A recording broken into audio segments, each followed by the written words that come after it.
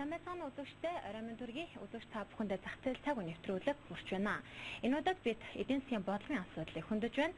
Тэгэхээр улс оронд 3-аас 4 салбар амжилттай хөгжиж байж, улсынхаа эдийн засгийг бүрдүүлэх нь эдийн засгийн бат бөх байдлыг бий болгодог хэмээн судлаачид хэлдэг.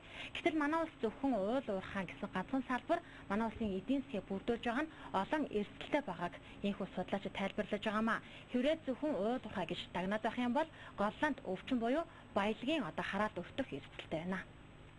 Голланд улсад 1959 онд байгалийн томоохон орд нэгджээ. Ордын ашиглалтанд тус улсын эдийн засагт өсрөнгөө хөгжил авчирна хэмээн судлаачид тухайн үед үзэж байсан. Харамсалтай тэдний таамаглал эсрэгээр эргэж Голландын аж үйлдвэрийн салбар уналтанд орж үүнээс үүдэн Голланд өвчин гэдэг нэр томьёо бий болсон түүхтэй. Голланд өвчний гол аюул нь инфляц өсөлт байдаг. Энэ нь төсвийн хэд тэлэлт, нийгмийн халамжийг хавтгааруулснаас үүдэн гардаг. Голланд өвчний аюул дагуулсан уул уурхай манай улсын эдийн засгийн гол цөм болж байна. Уул уурхай салбарын өсөлт хэлбэлзэж эхлэхэд манай улсын эдийн засаг ганхаж эхэлнэ. Өөр эдийн засгийг бүрдүүлэх салбартаа мөртлөө хөгжүүлдэггүй. Зөвхөн уул уурхай салбарт хошуудаг манай улс Голланд өвчин буюу баялагын хараалт өртөж мэдгээр байгаамаа. Тэр Голланд өвчний өмнө хийгдсэн хүмүүсийн судалгаагаар бол нэг зүйл ажиглагдаж байгаа. Тэгэхээр дотоодод зөвхөн үйлдвэрлэл явуулаад гадшаа зарагддаггүй, худалдаалагддаггүй буюу зөөвөрлөгддөггүй салбарууд гэдэг юм л да. Тэрний үгээр үйлчлэгээ болон энэ барилгын салбарууд.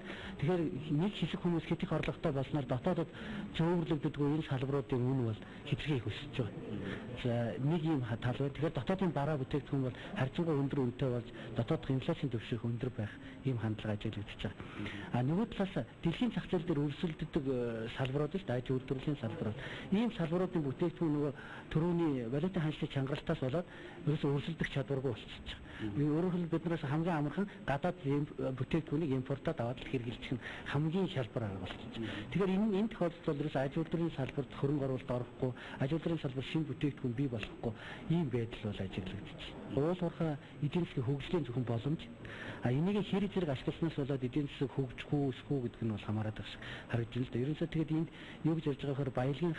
Баялагын хараалтаа цуг бас нэг зүйлийг давхар хэлдэг болсон. Энэ бол институцийн хараалт. Өөрөөр хэлбэл баялагтай бөгөөд институт улс төрийн зохицуулалт муутай улс орнуудад бол баялагын хараалт өртөх магадлал нь өндөр байна. Тэгэхээр уул уурхайгаас орж иж байгаа орлогын хуваарлалтын дээр илүү анхаарах хэрэгтэй. Их хэмжээний орлого орж ирлээ гэж бодоход энийг одоо тэр яриад байгаа сангаас ч юм уу дамжуулаад тэгээд өгөөж муутай салбар руу улсын бодлогын шинжтэйгээр хөрөнгө оруулалтуудыг хийх. Хөрөнгө оруулалтын сангийн бодлого нь өөрөө макро эдийн бодлого дотроо суудаг. Тэгээд тэргүүлэх чиглэлүүдэд тодорхойлоод эхний удаад өөрөө шиг муутаач гэсэн тэр салбаруудыг босгож ирэх.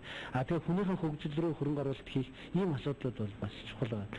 Энэ тохиолдолд мэдээж эдийн засаг ганцхан салбараас 90% хамааралтай биш болох ийм диверсификацийг хийж өгөх хэрэгтэй.